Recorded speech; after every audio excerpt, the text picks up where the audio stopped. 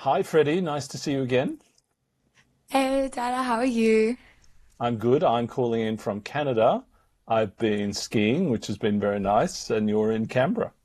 Yes, very luxurious for you. Canberra's just as nice. I've been going on some nice walks because I have to get to class and coming back in, whereas you've been skiing everywhere you go. So a little bit of a different commute, I would say.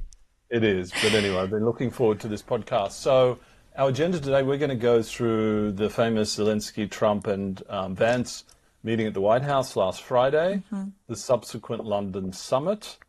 We're going to talk a little bit about Canadian anger. I'm in Canada at the moment, so that makes sense, and the tariffs and the upcoming Canadian election. We're then going to talk a little bit about the terrible prospect of World War III and AUKUS to close Yep, out. yep. So let's get So, into that. Freddie, would you like It's to? quite hilarious that we both happen to be in very like politically charged destinations at the moment, I guess you I could know. say.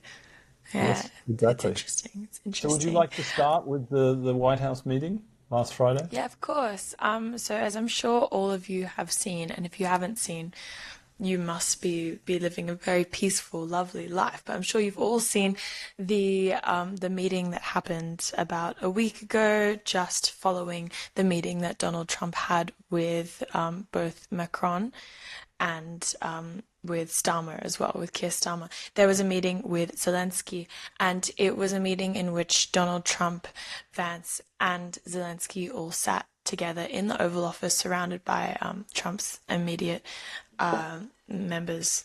So it was an interesting situation, I know, because one of the first things I took from it was that obviously there was that disrespect for him, even being there, a ridiculous amount of disrespect. And the disrespect specifically from Vance, being a vice president who should never have the power or disrespect towards the leader of another country, right? Someone who's not the leader of his own country, speaking with such, condemnation of Zelensky. It was a bizarre thing that Donald Trump had let happen. And we haven't even gotten into the irony of Elon wearing his t-shirt in the White House and Zelensky not being allowed to wear a similar type outfit. So if you want to go into that a little bit. Oh, sure. Well, there's a historical parallel here because Winston Churchill visited the US in military fatigues and, to implore the US to help them in World War II. And, we all know that Zelensky has worn that same outfit, his military outfit, because his country's at war. So it is obnoxious, their whole approach to it. And the arrogance of the meeting, the arrogance that, the US is, a superior country, for this pissy little country called Ukraine. That was the tone of the meeting. I mean, I actually think Zelensky was pretty calm, but the challenge is everyone has to suck up to Trump in order to get what they need Mm. for their country. And that's the challenge here. It's totally obnoxious, and I think most of the world will regard it as obnoxious. But everyone has to sort of play the game at the moment if they need help from the US, which a lot of Europe does, Ukraine does, and everyone. So you don't have much choice. It's really an awful situation. Yeah, I agree with that as well. I remember we talked about it right after it all happened, and you were kind of saying how excellent it was how Zelensky acted. And I mean, I completely agree. Of course, it's excellent, and of course, he is allowed to act however he wants. I mean, he's going through a lot of other, some would say, more important things than being berated by two children in the Oval Office. But he really did just have to suck up to Trump. He's in an Hmm. awful situation, and every leader has to do that. And even if it goes against everything he believes in, even if he was going to be mocked for what he was wearing, mocked for apparently bringing Ukraine into the war in the first place, for being a dictator, for wanting to start World War III, even if he was going to be mocked with all of those things, he really had to just put it aside and kiss Trump's feet and hope that Hmm. he would continue, because obviously now military aid has been completely ceased. Intelligence sharing that the US has been sharing with Ukraine the whole time has completely been cut off. So these are drastic changes that the European community cannot necessarily fix these They problems, can't. right? They They can't can fix. probably find the money to put boots on the ground in Ukraine. They could probably find the monetary support, but they can't find the intelligence support. They just simply don't have the information that America does. So Hmm. it's not going to be a complete replacement. And yeah, it's just really horrific that we've gotten to the point where we have to see these two lucky as individuals in the White House who have absolutely no experience in this type of conflict, who wouldn't last a day in Zelensky's shoes, get up there and tell him that he's not wearing the right outfit. It's I mean, what we're seeing is this is a dramatic diplomatic shift in the world. We're seeing the end of 80 years of American leadership, moral leadership in the world. This is the most significant political change in decades. And I think the really interesting thing is, Trump and Vance live in their own fanciful world. And when anyone questions that world and the reality of it, there's a violent reaction because it goes to the basis of their their well, yeah, their definitely. movement and the whole thing. And it's fascinating to see how, the reaction, of course, of countries like Canada to the tariffs, and they seem somewhat surprised. It's really interesting. Well, it's difficult to say they're surprised and to pin the blame on them. I mean, the way intelligence works, and we've been going through this a lot at university at the moment, but like how countries prepare for future events and the possibility of future conflicts, la la la, is they bank on certain things. So all these countries had to choose a country they felt safe with. So they kind of chose the US, right? And they assumed the US would always be there to back them up because there's so many other countries with so much other shit going on that they thought the US is the most stable. Let's trust them. So they had this consistency in the back of their like political like prediction making, if that makes sense, for since the end of World War II. And so everything their foreign policy is based upon has now been completely ripped away from them. Yeah. So they essentially have to start from scratch, which is a like almost impossible task. So we really can't blame them for that. Maybe they should have been more risk averse and should have considered all possible opportunities that the US could one day become a dictatorship because it doesn't seem as unlikely as it seemed 10 years ago.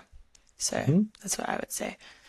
So incredible ruptures, and this was a busy week for the White House because the day before Keir Starmer had had a pretty successful meeting with Trump. He'd invited him to have a state visit.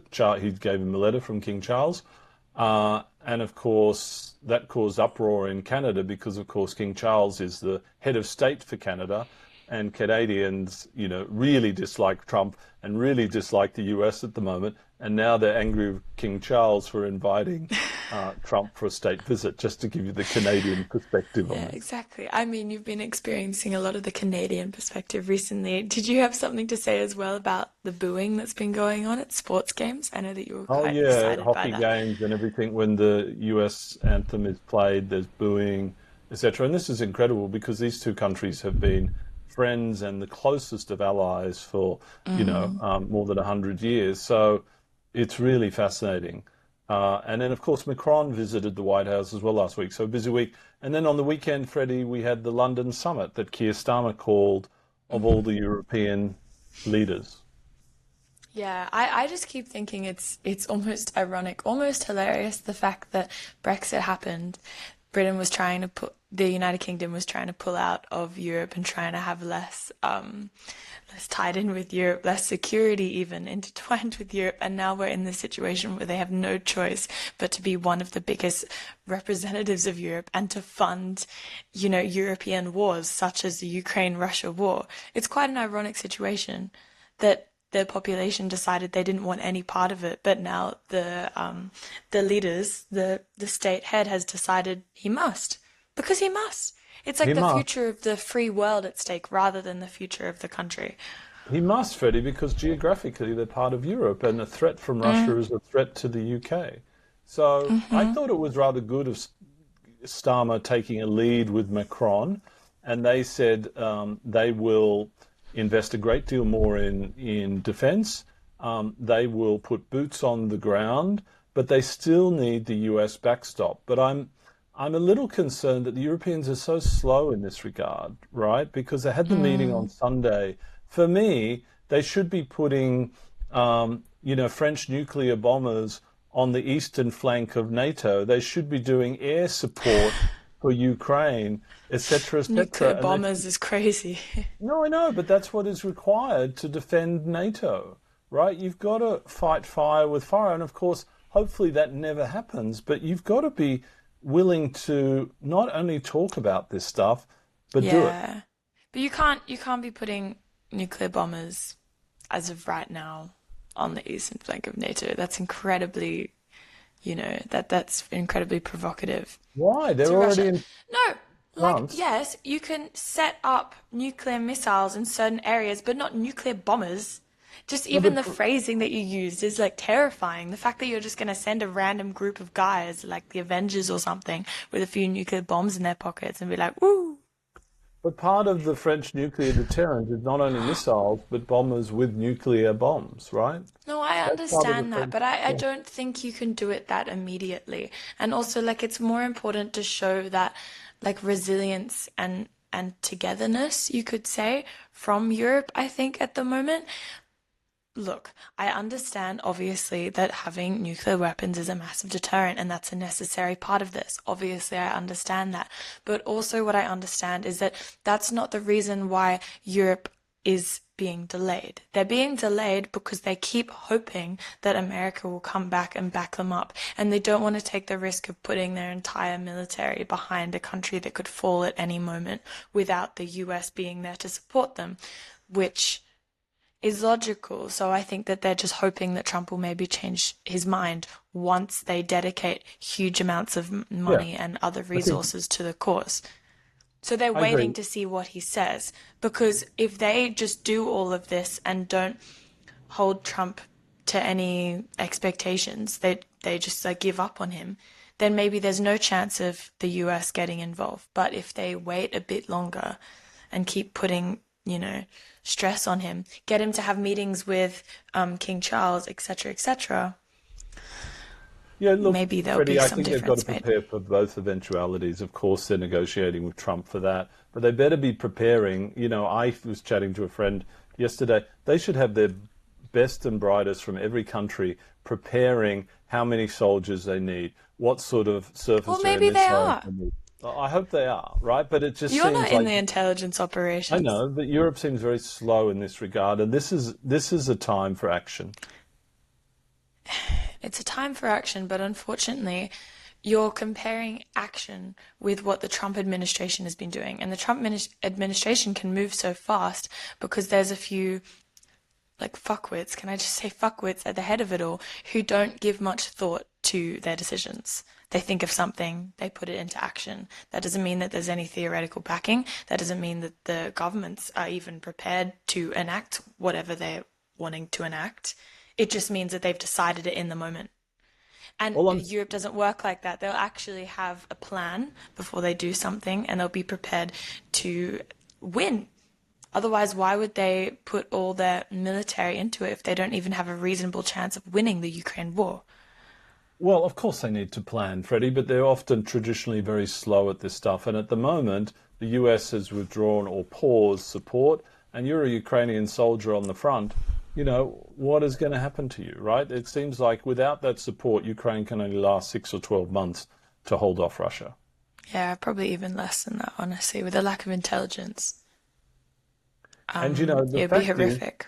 you know, um, Russia's a tiny economy in this regard, right? Europe's a huge economy. The money, the investment in arms, and I think part of the agreement with Trump will be buying a huge amount of American military equipment.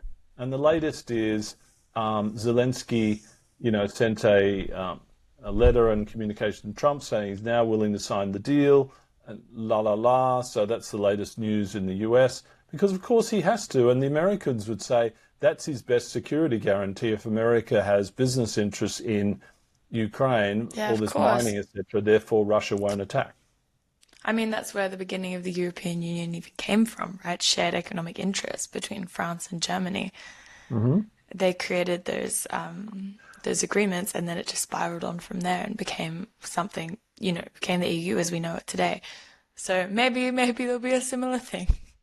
Freddie, according to Um, Trump, the EU was established just to screw the US for no other reason. yeah.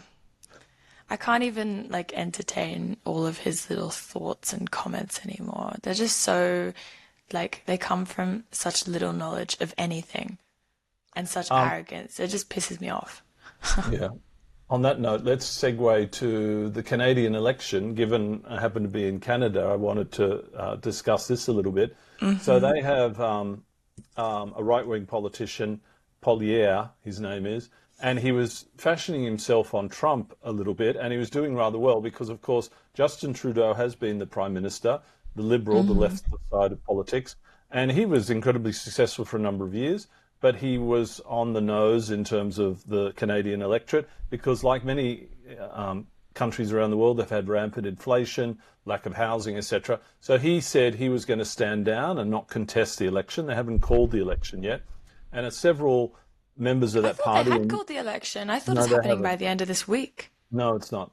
Um, and Oh. so and so there were several members of his party who were vying for the leadership, and a new member, and his name is Mark Carney, and he's quite famous because he was the governor of the Bank of Canada, and then he was the governor of the Bank of England. So he's one of the world's leading economists and a super bright and super connected guy. And now, as Canada hates Trump and hates America, what's going on? Pollier's popularity is declining somewhat. Okay, Mm, and now they've interesting. got the Liberals have this really good candidate, Mark Carney. It's likely he's improving in his odds to become potentially the next Prime Minister of Canada, Wow. which would be amazing because he would be the perfect person to argue with Trump in the US, and he's got connections all around the world, right? Yeah, interesting. I mean, it's that age-old thing, right? That when the enemy of your enemy is your friend, right? Hmm. In every situation, it forms the strongest allies and forms the strongest support for people. And so I guess that's exactly what's happened in this case. He's got this unprecedented amount of support behind him simply because he is the perfect person to deal with Trump. And maybe in any other situation at any other time in history, it wouldn't have been the case.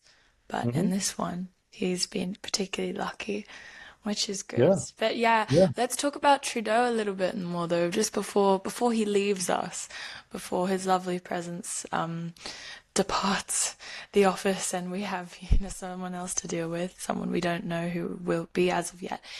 Trudeau's obviously had been doing some excellent speeches about the tariffs Hmm. and about how they're going to affect the American population and the choices of the US government. Do you have something to say about that? Oh, you look, Trudeau is incredibly eloquent, and he Mm, talked about recently. The Wall Street Journal seems to be doing really good work. Everyone's talking about it. It used to be quite right wing, but they seem to be one of the most honest publications in the US at the moment. And they spoke about these tariffs as a really the dumbest idea ever. And Trudeau, in mm, his recent speech, said, you know, Donald, you're a really intelligent guy, but this is one of your dumbest ideas ever. It's this yeah. sort of level in the speech. And he says, we're your greatest friend and ally, and you're making an enemy of us. I mean, it was really Mm, rather blunt. And he and Trump just had a call today, I've just heard on the news. And of course, Trump starts the meeting with, hello, Governor Trudeau, as if they're the 50th state. It's just totally obnoxious. And, but, I don't know what Trudeau's reaction to that is, but the fact is these tariffs, they just came into place this week, 2 nights ago, 25% on Canada. And then one day after that, after the Trudeau meeting, and I hear all mm. the three big automakers in the US called Trump and said this is a disaster because we have this global supply chain. So now he's delayed the tariffs on cars for another month. This is Yeah. total chaos for the markets and everything else. Yeah, of course it is. And I mean, we were talking as well about how all the stock markets seem to go down an incredible amount of points as soon as the tariffs went into play. They're slightly recovering now, but the lack of faith that people have in this policy move, right? There's no faith whatsoever. Everyone knows that it's going to be a bad thing for the economy. It's just a statement. It's a statement Trump wanted to make. Oh, look what I can do to you countries if you don't respect me, if you don't stop putting your people into my country, if you don't become the 51st state, etc., etc. Like I can destroy you, but it's the other way around. America will be completely destroyed in that situation. And I think with what's happening with the tariffs on cars, probably will likely happen with a lot of the other imports that are Oh, coming sure. from Mexico and Canada, because a large amount of their food and I Yes. think like plastics even and a number Timber, of raw other things materials come come from Canada, oil, timber, raw gas. materials. Exactly. I mean, it's the world. It's a very interconnected economic system, and you can't just tear yourself out of that abruptly and expect to not be in complete free fall in your economy. So we're going to see what happens with that. Positive for you, Freddie, given your study politics. This is really one of the most exciting times in the world of politics because of all God. this. Yeah, look, you say that though, but I think that there's always enough stuff going on without being worried about the state of the world and if we're about to descend into nuclear war. Do you know what I mean? Like I think that even as you were growing up, even though it seemed like a relative peace period, around the world there was still a lot of shit going on and a lot of different conflicts that the major powers were dealing with. Maybe you just Yep. weren't as aware of it. So I would personally rather there was a lot less happening. I don't know about And the you, latest, but the latest thing is China just announced, they will match any tariffs, and if this is, they're willing to fight to the end in any war. They didn't say what sort of war, but any war, right? So China's now weighed in. and I mean, obviously, there's been a lot of stuff going on with China recently. I know that I was reading something about how since the US is obviously pulling out of its role as the leader of the free world, whether they think they are or not, China really has this opportunity to step up and, push for international norms and become a more stable global power. And it's not crazy that they would do this. They're considered like a major supporter of a lot of our international organizations. They're part of the World Trade Organization. They're Yep. part of well, like every single like Hmm. organization that exists. Essentially, they participate and they benefit a lot from the world economy. So it makes sense for them to want to support the world economy and keep it growing. So we may see them step up a more I think we will. powerful role, but we also may not because obviously what's been happening in Australia in recent times with the military exercises, if you Hmm. want to talk a bit about that. Oh, sure. Well, a week or so ago, the Chinese Navy ships were in the Tasman Sea and they did live fire exercises in international waters, which is totally allowed. The issue was typically if someone's going to do live fire exercises, they give, 12 hours notice or something. I think they gave 30 minutes notice. And embarrassingly, it wasn't the Defense Department that discovered these ships. It was a Virgin Airways flight who got the communication and relayed it to air traffic control and then the Defense Department, which is also a huge worry in terms of our defense readiness of our country. Exactly, and it's interesting as well because I know that they did tell Papua New Guinea that there was going to be defense exercises happening, military exercises, but they didn't inform us. So what does Right. that show? A lack of respect, or does that show that it was targeting Australia in some way? And I it was think a it shows. statement to put fear into the nation, right? I didn't know about Papua New Guinea, but I think it shows that No, they did. China is a huge power, and they don't need to give people notice and stuff like this. They've now got the largest navy in the world.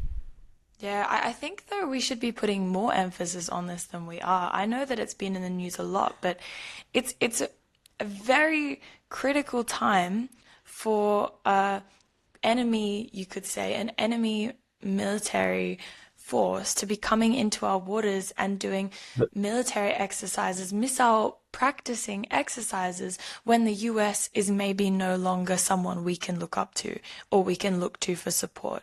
Because our relationship still exists very strongly, but the US is pulling out of all international relationships to a certain extent.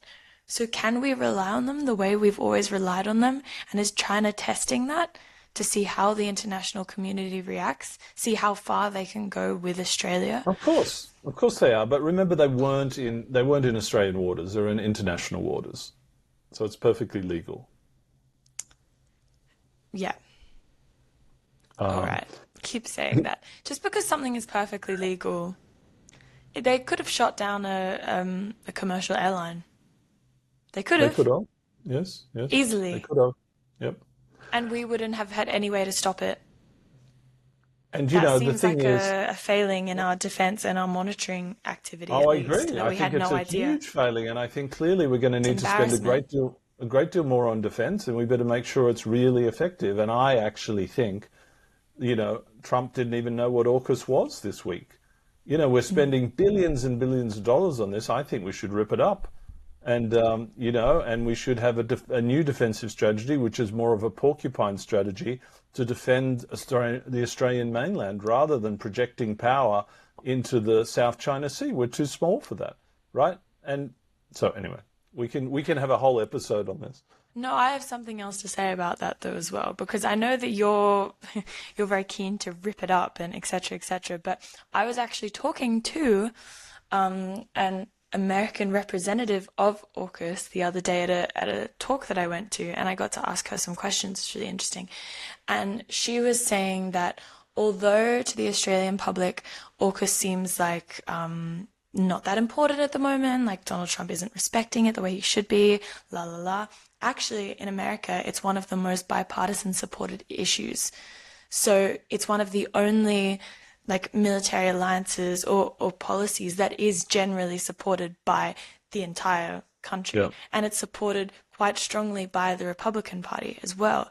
So it's interesting to yeah, that is take that interesting. into That's a account. positive. Yeah, so I don't think Donald Trump is planning on canceling or going back on AUKUS anytime soon, even though it may appear he doesn't know what's going on.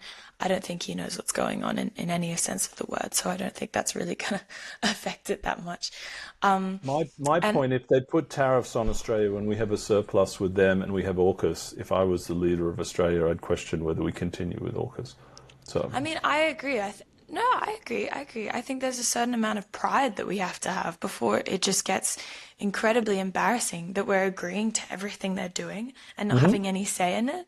That we're going to be okay with them essentially running a regime where they're putting people into concentration camps, kicking people out of the country, taking away DEI, like making minorities like persecuted in every sense of the word, taking away abortion rights, doing all of this, and yet we're still going to be sharing a military alliance with them, one of the strongest forms of alliances, and continuing to work with them on that level.